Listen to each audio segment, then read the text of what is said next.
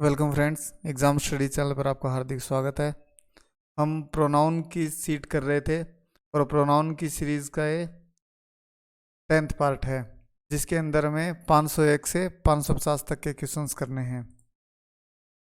I hope आपकी pronoun पे बिल्कुल कमांड हो गई होगी अच्छे से। क्वेश्चन नंबर 501 से स्टार्ट करते हैं। Question number 501, please find out what does she want.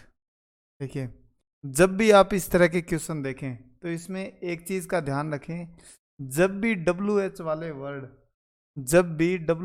Word अगर रिलेटिव प्रोनाउन की तरह काम आए, देखिए, या तो वाक्य के शुरू में अगर क्वेश्चन की तरह आपको पुटअप करना है तो वाक्य के शुरू में आएंगे, और वाक्य के शुरू में आएंगे तो उनके बाद हेल्पिंग वर्ब लगा दी जाएगी और आगे इंटेरोगेटिव क्वेश्चंस के लिए क्वेश्चन मार्क का साइन होगा। देखिए, अगर क्वेश्चन मार्क का साइन नहीं है सेंटेंस के अंदर तो आपको दिमाग में तुरंत आ जाना चाहिए कि क्वेश्चन नहीं पूछा गया है, यहाँ रिलेटिव प्रोनाउन की तरह काम कर रहा है, जो का अर्थ देता है।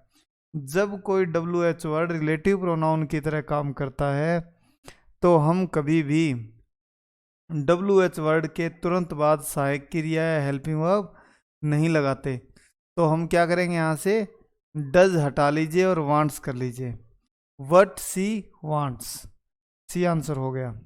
Next, please say to me which do you like. मैंने अभी बताया कि आपको सबसे पहले देखना है कि इंटेरोगेटिव क्वेश्चन तो नहीं है, इंटेरोगेटिव तो नहीं है सेंटेंस, इंटेरोगेटिव नहीं है यानी क्वेश्चन मार्क नहीं लगा रखा, तो डब्ल्यू एच वर्ड किसकी तरह काम कर रहा होगा, एक कनेक्टर की तरह काम कर रहा होगा, प्रोनाउन की तरह काम कर रहा होगा। और इस केस के अंदर आपको कभी भी तुरंत बाद सहायक क्रिया नहीं लगानी है। नरेशन में ऐसा ही तो होता है, नरेशन के अंदर डब्ल्यू एच वर्ड किसकी तरह काम करता है, कंजंक्शन की तरह काम करने लग जाता है, तो दो क्लोजेज को जोड़ने का काम करता है, इसलिए उसके तुरंत बाद कभी भी सहायक क्रिया नहीं आती है।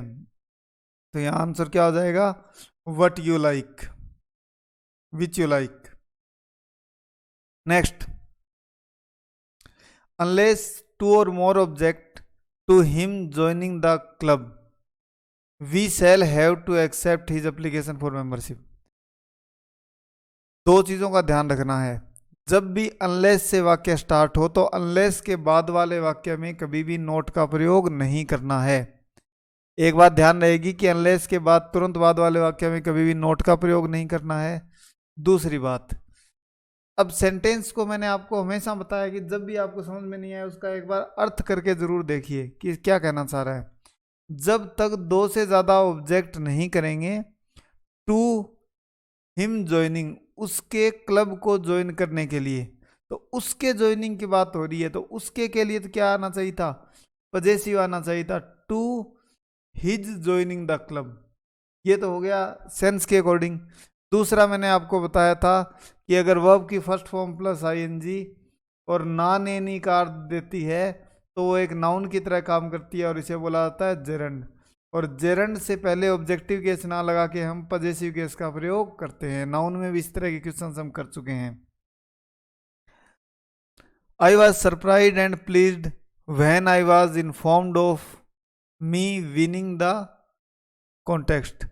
मेरा कॉन्टेक्स्ट को विन करना, ऐसा ही तो कह रहा है, और मेरा के लिए मी का अर्थ नहीं देके क्या प्रयोग करना चाहिए था, माई विनिंग, सेंस के अकॉर्डिंग। और वैसे देखा जाए तो भी विनिंग जेरेंट था, जेरेंट से पहले पजेसिव केस आना चाहिए था, बी आंसर हो गया।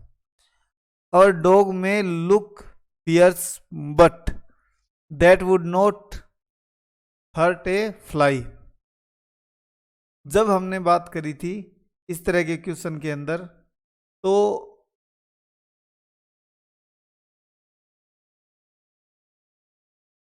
मैंने आपको शायद ये चीज करवाई नहीं है, इसको देख लीजिए कि दिस एंड दैट ये होते हैं डेमोन्स्ट्रेटिव प्रोनाउंस, और ये किस का अर्थ देते हैं, किसी को बताने के लिए, दूसरी चीज को बताने के लिए। जबकि आपने जो चीज बता दी अगर उसी के लिए यह का अर्थ देना चाह रहे हो तो इसके लिए प्रयोग दैट का नहीं, आगे किसका प्रयोग आता है, इट का। But it would not hurt a fly, क्योंकि डॉग की बात पहले से ही हो चुकी है, तो यानी दिस लगाने की जरूरत यहाँ पे नहीं है, दैट लगाने की जरूरत यहाँ पे नहीं है, यहाँ क्या आएगा, इट का प्रयोग आ जाएगा। No one can challenge destiny, isn't it. देखिए नो वन से जब वाक्य स्टार्ट होता है तो पहली बात तो जब सेंटेंस नेगेटिव है तो उसका क्वेश्चन टैग कैसा बनना चाहिए था, पॉजिटिव बनना चाहिए था। दूसरी बात, जब आपने क्वेश्चन टैग नेगेटिव का पॉजिटिव बनाना है और कैन के अकॉर्डिंग बनाना है तो कैन आएगा, और नो वन के लिए सब्जेक्ट क्या काम में लेते हैं, they, can they.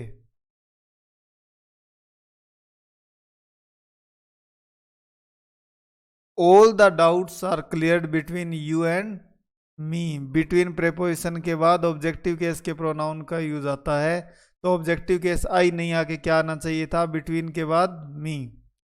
The last thing that fond mother gave her only son was her blessing. देखिए मदर अपनी ब्लेसिंग की बात कर रही है, तो मदर के लिए हिज की जगह क्या प्रयोग आना चाहिए था, her. It is not I, it plus B की स्ट्रक्चर होती है, सब्जेक्टिव केस आता है, बिल्कुल सही थी। लेकिन वो किसके लिए आता है, अपने एंटीसीडेंट के लिए, और एंटीसीडेंट आई था, आई के अकॉर्डिंग क्या आना चाहिए था, M. I shall avail, avail के तुरंत बाद क्या लगना चाहिए, reflexive pronoun. I shall avail myself of, मैंने रिफ्लेक्सिव प्रोनाउन की पूरी लिस्ट करवाई थी, दोबारा रिवाइज करिए, याद करिए रिफ्लेक्सिव प्रोनाउन क्या हुआ करते थे। ये देखिए रिफ्लेक्सिव प्रोनाउन किन किन वर्ब के बाद रिफ्लेक्सिव लगाना है, absent, present, introduce, avail, express, commit, accustom, busy, content, pride, enjoy, acquit, reconcile, resign, avenge, revenge, exert, overreach, adjust, disguise, prostrate. इनके बाद आपको रिफ्लेक्सिव का प्रयोग करना है। ये मैं बहुत बार बता चुका हूँ, दोबारा इसलिए रिवाइज करा रहा हूँ ताकि आपको याद हो जाए, क्योंकि सुनने से चीज़ें ज़्यादा याद होती हैं। और किन के बाद रिफ्लेक्सिव प्रोनाउन यूज नहीं आता था, ओपन, सेल, कंसंट्रेट, फील, हरी, कीप, स्टॉप, टर्न, क्वालिटी, बैद, क्वालिफाई, सॉरी क्वालिटी नहीं, क्वालिफाई, बैद, मूव, रेस्ट, हाइड। इनके बाद कभी भी रिफ्लेक्सिव का प्रयोग अपने को नहीं करना था। वापिस चलते हैं, तो अवेल माई सेल्फ ऑफ हो जाएगा, क्लियर है। नेक्स्ट आगे बढ़ते हैं, थोड़ा जल्दी करते हैं क्योंकि आपने शीट कर ली होगी ये complete. Put you in my position, अपने आप को मेरी जगह रखो, तो पुट यू नहीं होता, पुट के बाद क्या आना चाहिए था, पुट योर सेल्फ। अपने आप को रखने के लिए पुट यू की जगह क्या लगाइए, पुट योर सेल्फ। अपने आप के अर्थ में क्या, रिफ्लेक्सिव प्रोनाउन का जो कौन सा रूप होता है, एम्फेटिक वाला, यानी एम्फेटिक प्रोनाउन जो होता है वो यूज आता है, put yourself in your position. Each of them has to understand his responsibility. Each of का प्रयोग होता है तो यहाँ पर सिंगुलर पॉजेसिव एडजेक्टिव आना चाहिए, जो क्या होता है, his. We are proud to announce that every one of us, अब एवरी वन का प्रयोग कर लिया, एवरी वन ऑफ अस का प्रयोग कर लिया, तो यहाँ पे क्या आना चाहिए था, हैज का प्रयोग आना चाहिए था। Here is the man whom I think committed the crime. देखिए जब भी आपको वू और वूम का क्वेश्चन देखो तो दिमाग में तुरंत स्ट्राइक होनी चाहिए कि यार वू वूम तो चेक कर लेता हूं। और मैंने चेक करने का क्या तरीका बताया था कि आपको चेक करना है कि कितने सब्जेक्ट हैं और कितने वर्ब हैं वाक्य के अंदर। जितने सब्जेक्ट हैं उतने वर्ब पूरे हो रहे हैं तो कोई दिक्कत नहीं है। अब देखिए आई के अकॉर्डिंग थिंक आ गया, क्लियर है। Here is the man, man के अकॉर्डिंग ये आ गया। अब कमिटेड तो एक वर्ब है, तो कमिटेड जो वर्ब है वो किसी सब्जेक्ट के लिए आई होगी, तो सब्जेक्ट, ये वूम क्या सब्जेक्ट है, नहीं, तो यहाँ पे वू क्या हो जाएगा, सब्जेक्ट। जितने सब्जेक्ट है उतने वर्ब पूरे होने चाहिए। S1 V1 करके आप इस चीज को कर लीजिए। आंसर हो गया मेरा B. He took his younger sister with himself. देखिए जब आप बात करते हैं ऐसे क्वेश्चंस की, तो मैंने आपको बताया था जब खुद की बात हो रही हो और तभी आप रिफ्लेक्सिव का प्रयोग करेंगे, और अगर साधारण प्रेपोजिशन के बाद उसके साथ ले गया के अर्थ में आप हिमसेल्फ का प्रयोग करके हिम का प्रयोग आपको करना है। The company is in debt and has been unable to pay their taxes. Company की बात हो रही है, कंपनी क्या है, सिंगुलर कलेक्टिव नाउन की तरह काम करती है, तो यहाँ उसके लिए इट्स का प्रयोग आता है, न कि देयर का प्रयोग। The company has appointed consultants to help them increase its revenue and improve its financial position. अभी मैंने आपको बताया जस्ट ऊपर वाले क्वेश्चंस के अंदर कि कंपनी के लिए किसका प्रयोग आता है, प्रोनाउन इट या इट्स का प्रयोग किया जाता है। तो यहाँ पे देम का प्रयोग नहीं आने के लिए क्या प्रयोग होना चाहिए था, कंपनी के लिए इट का प्रयोग हो जाएगा, answer B. You can not change people but you can change definitely on. देखिए, जब आप बात करते हैं कि आप खुद को चेंज कर सकते हो, और खुद के अर्थ में ऑन का प्रयोग कहाँ होता है और रिफ्लेक्सिव का प्रयोग कहाँ होता है, उसका डिफरेंस हमें अभी देखना है। देखिए, जब आप ऑन का प्रयोग करोगे तो ऑन के तुरंत बाद आपको कोई ना कोई ऑब्जेक्ट लगाना ही है।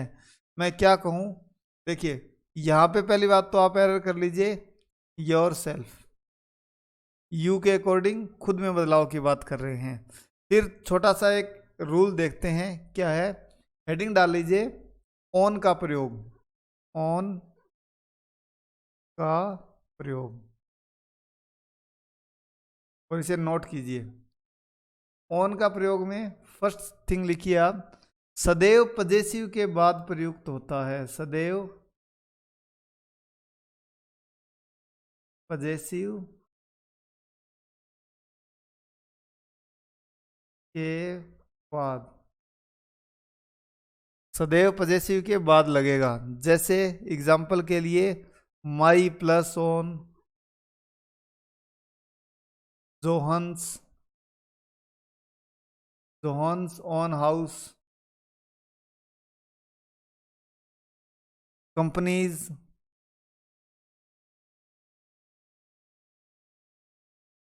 Companies own garden. क्लियर है, यानी कोई ना कोई पजेसिव इससे पहले लगा होना चाहिए। देखिए माई लग गया तभी my own car, John's own house. देखिए ओवन से पहले कोई ना कोई पजेसिव लगा होना ही होना चाहिए। एक चीज समझ में आ गई ओन के प्रयोग के अंदर कि सदैव पजेसिव लगेगा। नेक्स्ट, ओन से पहले आपको दा का प्रयोग नहीं करना है, ठीक है। जैसे मैं आपको एक सेंटेंस एक एरर के रूप में लिखूं यहां पे, तो ध्यान से देखिए, few of them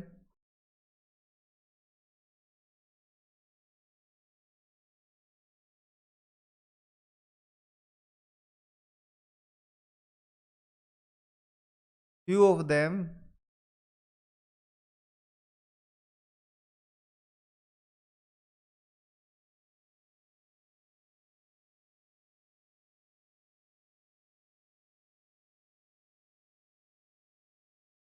few of them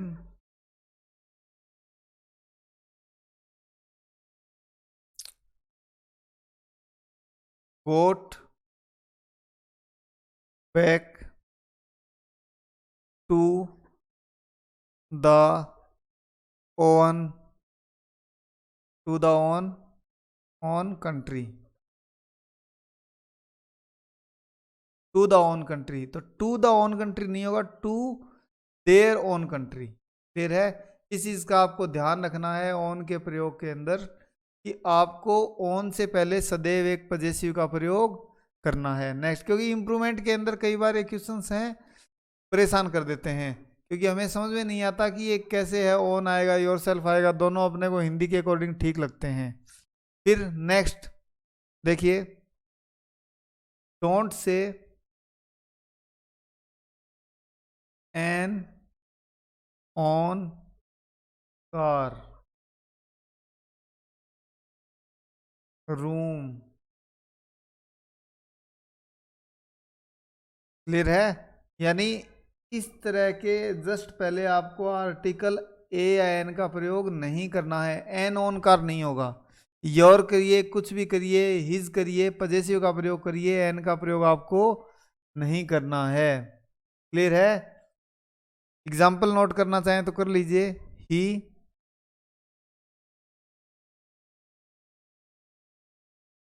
he soon had enough money. He soon had enough money to buy a truck of his own। यानी मैं आपको कहना चाह रहा था कि जस्ट आपने जो आर्टिकल ए आई एन का प्रयोग किया उसका प्रयोग नहीं करना है।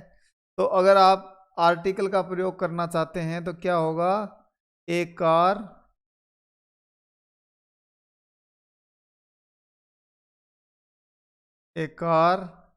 Computer house of his own. ये स्ट्रक्चर आपको काम में लेनी है। ऑफ हिज ओन लगा लीजिए तो आर्टिकल ऑफ से पहले ए आई एन का प्रयोग आप कर सकते हैं। तो आपको क्लियर हो गया होगा ऑन का प्रयोग।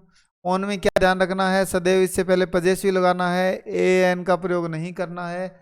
और तीसरा क्या था? अगर ऑफ का प्रयोग करके आप करना चाहें, a car of his own, a truck of his own, तो इस तरीके से आप यूज इसका कर सकते हैं। तो यहाँ ऑन देखिए केवल लास्ट में आया था तो आपको डायरेक्ट ऑन का प्रयोग नहीं करना है, ऑन से पहले पजेसिव नहीं था तो आप यहाँ पे योर सेल्फ कर लीजिए। Next, government and business houses must reduce its own energy. देखिए इट्स का प्रयोग कर लिया यहाँ पे, कोई दिक्कत नहीं है। लेकिन इस सेंटेंस के अंदर प्रॉब्लम कहाँ हो गई कि एंड से दो सब्जेक्ट जुड़े हुए हैं, और जब एंड से दो सब्जेक्ट जुड़ जाएंगे तो प्लूरल हो जाएंगे। तो प्लूरल के लिए यहाँ पे इट्स का प्रयोग नहीं, आगे क्या आना चाहिए था? देर का प्रयोग आना चाहिए था, देर ऑन एनर्जी। क्लियर है? तो यहाँ पे ऑन से पहले आपको सदैव पजेसिव का प्रयोग करना है। Even those which have no previous. देखिए यहाँ पे बात किसकी हो रही थी? व्यक्तियों की बात हो रही थी या किसी पर्सन की बात हो रही थी। तो इस केस के अंदर आप दोज के बाद वू का प्रयोग करेंगे, विच का नहीं। He talked on the phone for hours together वो really irritated his parent a lot. ये तो बिल्कुल इजी था, इसके अंदर तो सबने सही किया होगा कि हम बात कर रहे थे पूरे के पूरे सेंटेंस की, कि जब really irritate his parents a lot. अब किसने इरिटेट किया? उसके फोन पर बात करने ने।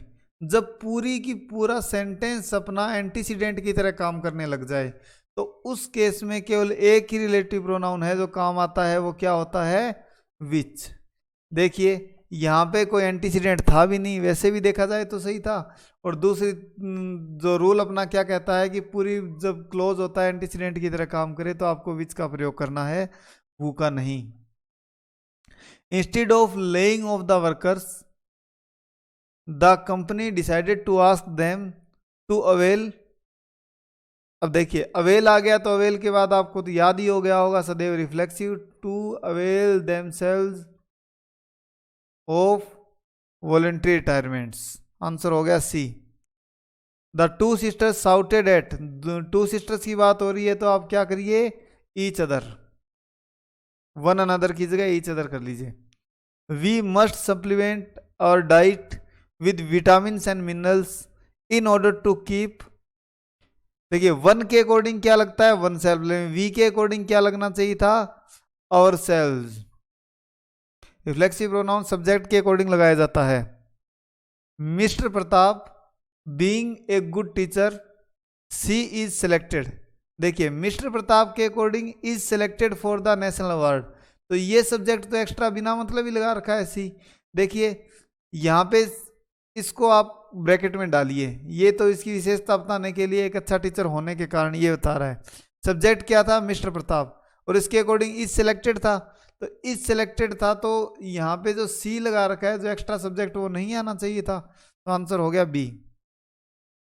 The poor man poisoned him and his own children. देखिए सेंटेंस का भाव भी समझना जरूरी होता है। ऐसा नहीं कि आप ऐसा कह रहे हो कि किसी और को दे दिया और अपने बच्चों को दे दिया।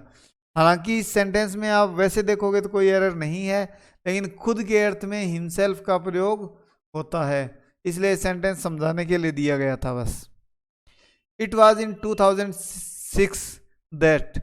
अब relative pronoun in which year की बात करते हैं। इन विच ईयर का अर्थ कौन सा रिलेटिव प्रोनाउन देता है? व्हेन। तो यहाँ दैट किस गया, आपको क्या करना है, समय देखते ही व्हेन का प्रयोग कर लेना है।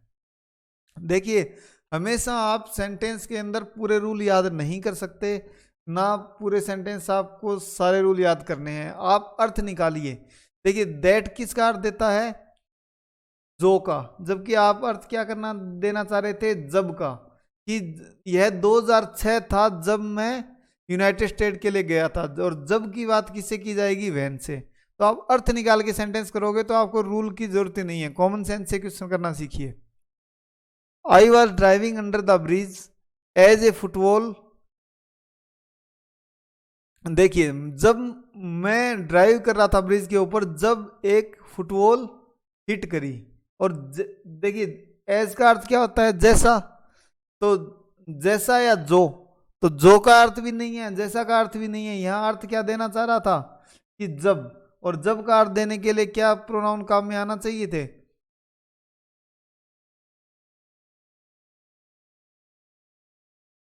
Many student. ये रूल मैं आपको पहले बता चुका हूं, दोबारा सुन लीजिए। Many plus a plus singular noun plus singular verb.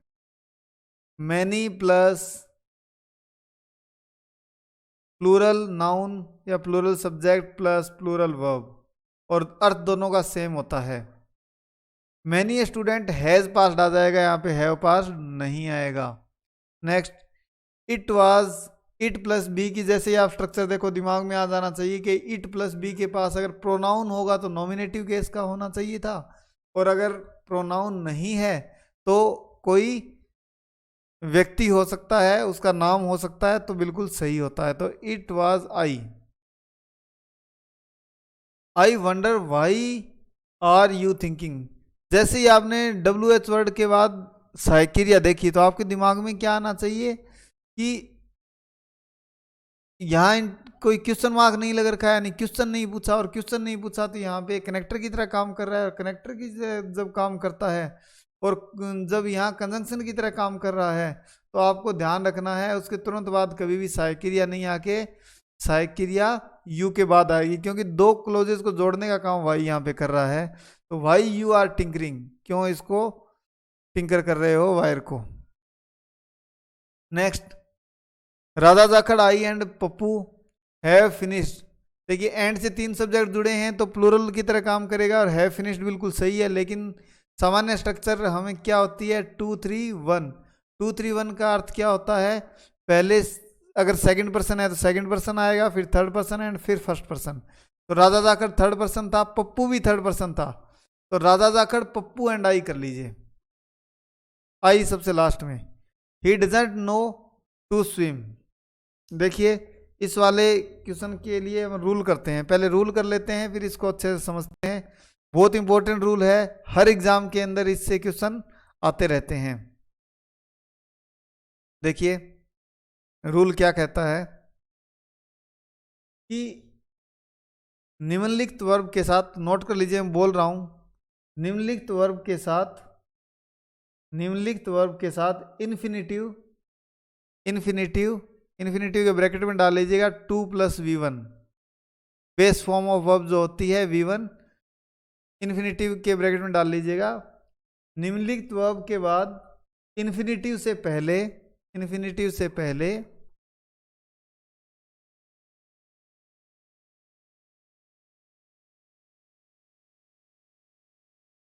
How का प्रयोग होता है।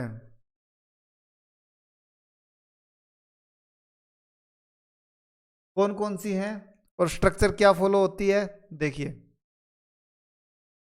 स्ट्रक्चर ये होगी कि वर्ब आएगी, वर्ब के बाद आपको क्या लगाना है? How plus 2+V1। क्लियर है? नेक्स्ट, वर्ब आएगी ये स्ट्रक्चर हो सकता है, उसके बाद ऑब्जेक्ट हो सकता है, उसके बाद हाउ आएगा, उसके बाद 2+V1। अब देखिए इस स्ट्रक्चर के अंदर ऐसे नहीं रटना है कि ये आएगा तो इन्फिनिटिव आएगा, नहीं। ध्यान रखिए कि कुछ निश्चित वर्ब के बाद अगर इन्फिनिटिव आया तो उनसे पहले हाउ का प्रयोग करना है। इस रूल को ऐसे ध्यान रखना है कि ऐसी स्ट्रक्चर दी हुई है आपको कि कुछ ऐसी वर्ब हैं वो दे रखी है, उसके बाद इन्फिनिटिव भी वाक्य में लगा रखा है, तो उससे पहले निश्चित रूप से हाउ का प्रयोग करना है। न कि ये स्ट्रक्चर ऐसे याद रखनी है वर्ब प्लस कि वर्ब है इसके बाद तो इन्फिनिटिव आएगा, ये जरूरी नहीं है। मैंने बोला कि वर्ब के बाद अगर इन्फिनिटिव आया है तो ऐसे उससे पहले हाउ का प्रयोग आएगा। और ऐसी वर्ब कौन कौन सी हैं, देखिए ऐसी वर्ब की लिस्ट बना लीजिए। नो, और इसको कॉपी में ध्यान से लिख लीजिएगा क्योंकि बहुत ज्यादा इंपॉर्टेंट है। Show, teach, wonder, ask,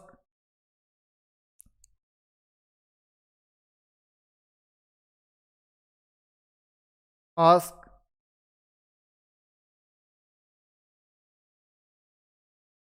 inquire, explain, decide, learn, एक आदि और नोट कर लीजिए, डिस्कवर।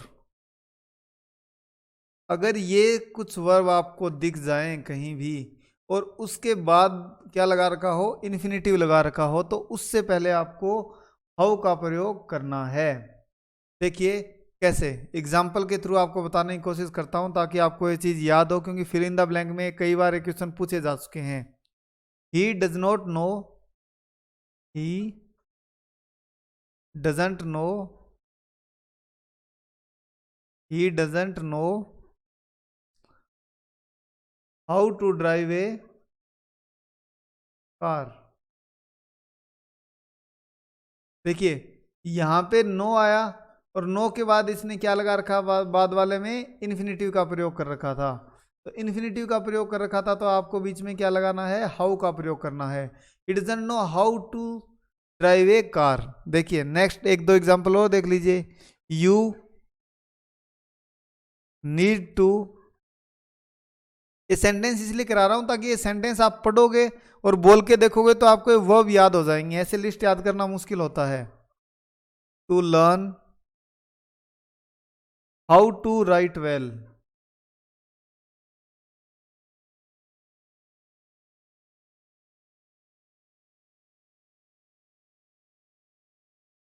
एग्जाम्पल नोट कर लीजिए। Please teach me,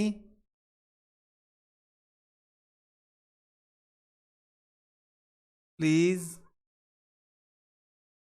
teach me how to speak,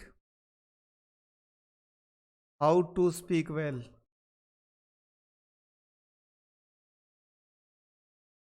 next example note करना चाहे कर लीजिए। He wondered, he wondered, he wondered where to go. देखिए इससे क्या सीखने को मिला आपको, ये नई चीज कि कोई भी WH वर्ड हो सकता है। देखिए यहाँ पे वो तो कैसे की इस अर्थ में बात दे रहा था और यहाँ कहाँ जाने की बात है। तो WH वर्ड जरूरी नहीं है कि मतलब हाउ ही हो, WH वर्ड हाउ भी होता है, वेयर भी होता है। क्लियर है। एक एग्जाम्पल और कर लीजिए। Do you know how to, do you know, do you know how to change the fuse. Clear है, याद हो गया होगा कि मैंने कौन कौन सी वर्ब बताई हैं आपको। Know, sure, teach, wonder, ask, inquire, explain, decide, learn, discover. ये कुछ ऐसी वर्ब हैं जिनके बाद आपने अगर इन्फिनिटिव लगा रखा है तो उससे पहले आपको हाउ या कोई WH वर्ड का प्रयोग करना है। ये रही वो वर्ब, इनको आपको अच्छे से याद कर लेना है और ये स्ट्रक्चर आपको याद करनी है कि वर्ब है उसके बाद ऑब्जेक्ट भी लगाया जा सकता है, और उसके बाद अगर इन्फिनिटिव आ गया तो आपको हाउ का प्रयोग कर लेना है, तभी सेंटेंस सेंसफुल होगा। लेकिन देखिए ये सेंटेंस अगर मैं बोलूं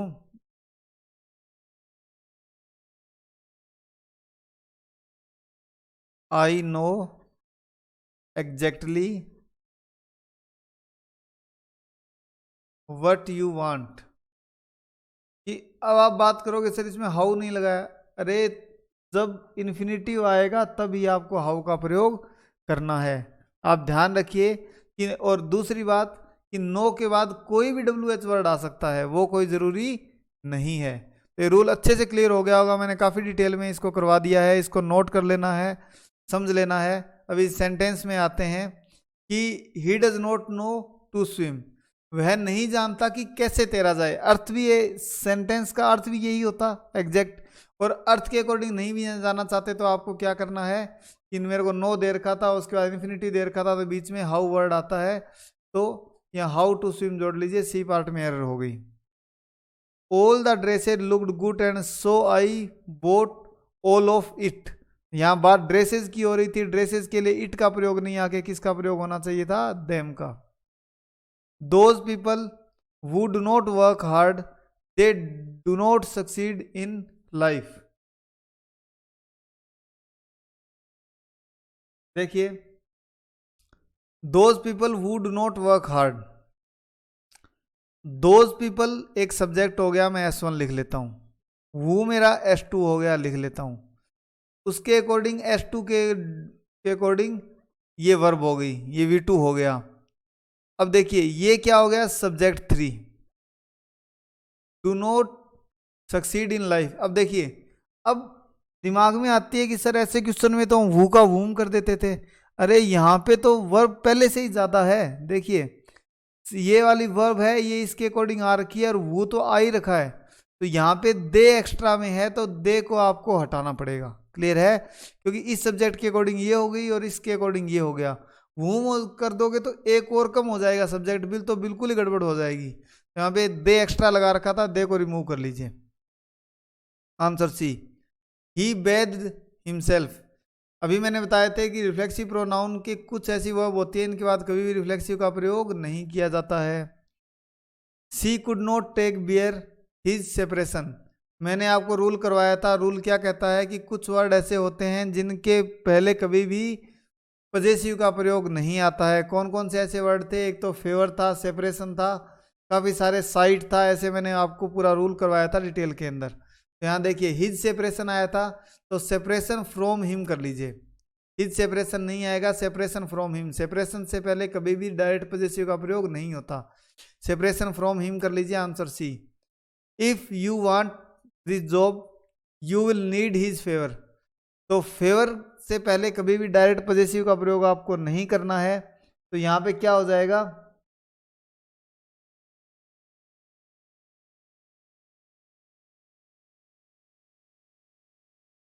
फेवर ऑफ या from him. Next, both of them will not refute the charges. अब देखिए नेगेटिव सेंटेंस के साथ बोथ का प्रयोग नहीं करना है, बोथ के साथ आपको नेगेटिव का प्रयोग नहीं करना है, आपको यूज करना है इसके लिए neither of them.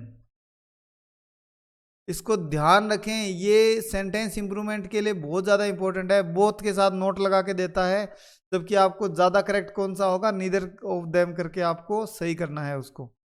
C is the kind of woman whom everybody knows is benign and magnanimous। Magnanimous क्या होता है, बड़े हृदय का। देखिए इस क्वेश्चन के अंदर बात कर रहे थे, जब भी आप ऐसा क्वेश्चन देखो जहां वूम लगा रखा हो तो सबसे पहले क्या चेक करना है, वही सब्जेक्ट वाली बात, सी के अकॉर्डिंग इज आ गया, एवरीबडी के अकॉर्डिंग नो आ गया। अब देखिए इज बेनाइन, यानी थर्ड बार किए, थर्ड बार किए तो वूम की जगह क्या कर लीजिए, वो कर लीजिए, इतने सब्जेक्ट उतने वह पूरे हो जाएंगे, तो आंसर हो गया बी।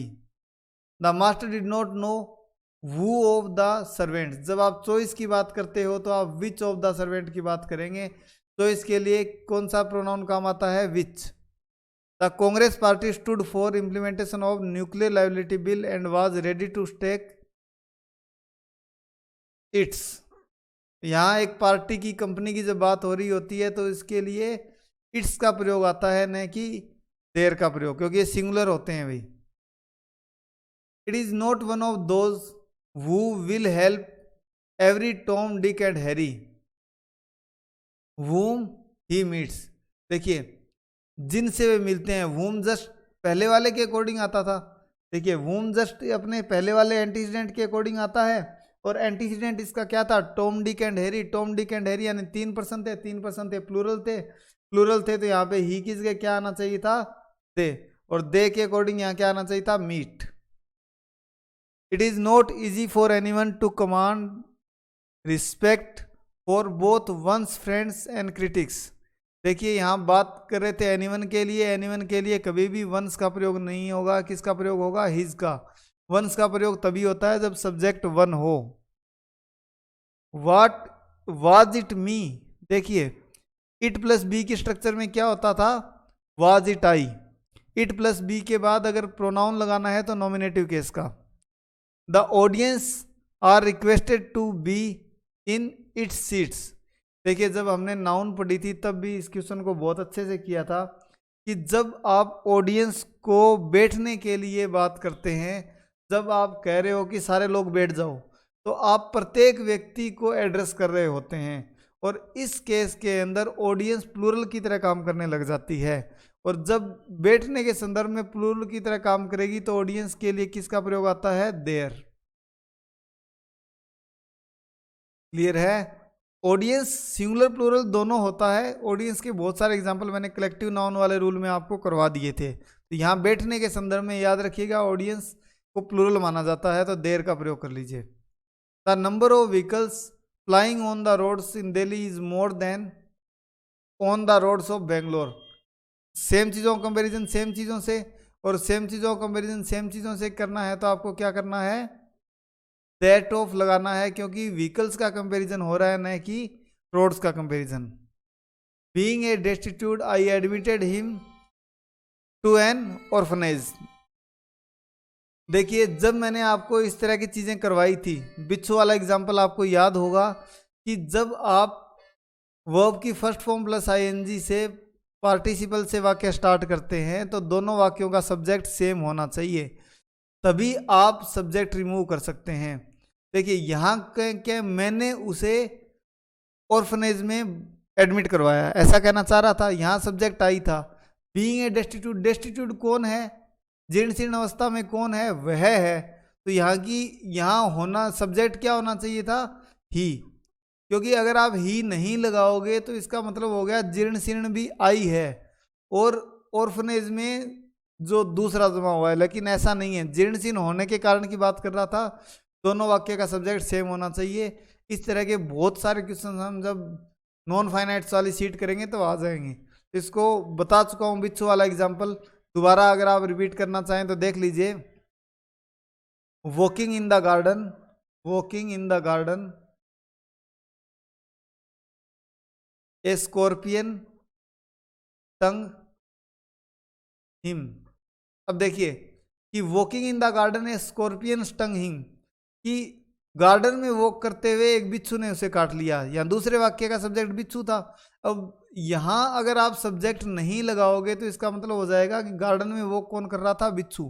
तभी गार्डन में वॉक यहाँ कौन कर रहा है, कोई व्यक्ति। तो दोनों वाक्य का सब्जेक्ट सेम होने के बाद ही आप सब्जेक्ट हटा सकते हो, अगर नहीं तो आपको सब्जेक्ट लगाना पड़ेगा, he walking in the garden. तो ये वाली चीज आप याद रखिए। Next, one should keep one's promise. Last summer I went to Shimla and enjoyed. देखिए एंजॉय के बाद आपको क्या लगाना है, माई सेल्फ। 550 का आप आंसर कर लीजिए, बी। तो फ्रेंड्स आज का सेशन आपको कैसा लगा जरूर बताइएगा। कल हमारी प्रोनाउन की सीट कंप्लीट हो जाएगी। रेस्ट जो बचे हुए सारे क्वेश्चन हम कर लेंगे, और आप रेगुलर रहिए, पढ़ते रहिए। नेक्स्ट अपना जो टॉपिक स्टार्ट होगा वो टेंस होगा। टेंस के बहुत ज़्यादा क्वेश्चंस मैं आपको दूंगा क्योंकि हर एग्जाम पॉइंट ऑफ व्यू से इंपॉर्टेंट है और सभी टॉपिक्स का बेस है। Thank you, stay home, stay safe, study well.